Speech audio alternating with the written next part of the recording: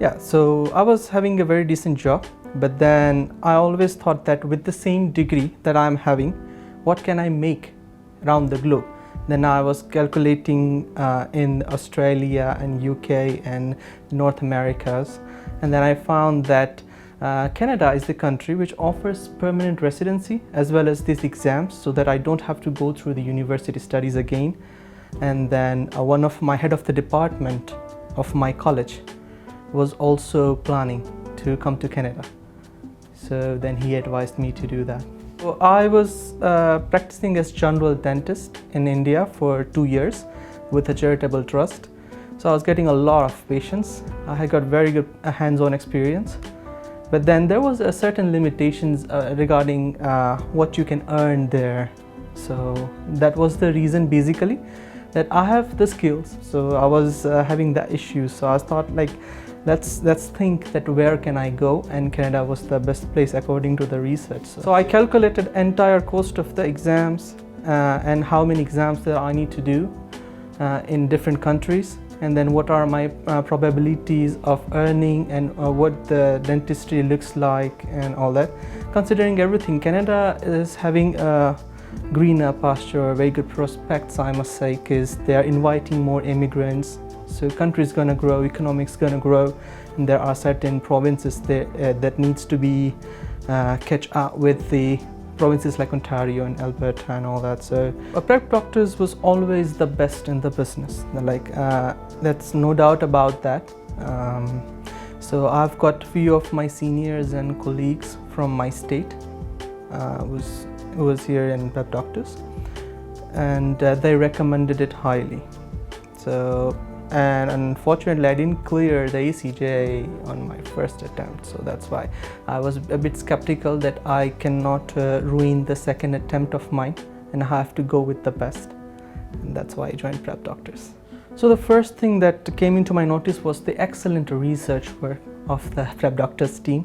So I was overwhelmed by the sheer fact that I was getting the snapshots of the standard textbooks behind every line written in the material, and even the x-rays are of great quality, and the analysis and everything. So Dr. Marwan used to give us all the reference textbooks snapshots, and then he used to discuss with us that these are the things written in the different books, and here is our conclusion, and still you are free to go to your own. So I mean, that was the thing that attracted me on the first, and then also the encouragement towards reading the textbooks on our own, and then try to prove them wrong if we can, but unfortunately nobody could, so they were good. So the material that looks so simple, I can now, looking at the hindsight, can understand that how much of hard work has been put in to make it simple yet effective. At my first attempt, I was very aggressive, and I was having a formula system. So this time I decided that okay, that certainly didn't work. There has to be another way. And as I said, Dr. Marwan and Dr. Khalid taught us to be conservative when needed and to be aggressive when needed. It is like I used to mark whatever I see in the exam. Like for example, in x-rays, if I see 4 things, I'll mark 4 things. If I can see 3, I'll mark 3 only. So in my first attempt, I was thinking like, there has to be a formula, but it didn't work like that. So same goes for the case history and the other things. So the case history has a little bit changes here and there, and that changes the course of the answer. So you have to pay attention to details, and then you need to see. So I was conservative and aggressive at the same time. I mean, depending on the question and depending on the status of on the day of exam. So like you can calculate that overall, so far, how are you feeling in the exam? Do you feel that you are lagging behind, or every question is difficult, or you feel like no, the questions are easy and you can mark them down very confidently? So that also changes. So I mean, it's a multifactorial thing. There is nothing like conservative and aggressive. According to me, what you see, that you should mark in ACJ. ACS is the next best thing to look forward to. So NDEB offers two pathways. Rather, we can choose after AFK to go to university, or we can do ACJ and ACS and get our equivalency done. So ACS should be everybody's choice, because if you have done ACJ, now it only makes sense to do ACS and do the clinical things and just go for the OSCE and written exam. Everything was shattered when I heard that the in-class has to be cancelled. There has to be a lockdown in the country and the city. So I was running low on budget, as does every other immigrants. Like we are having, so I saved a little bit for 2-3 months to pay my fees for the ACJ and to pay the tuition and everything.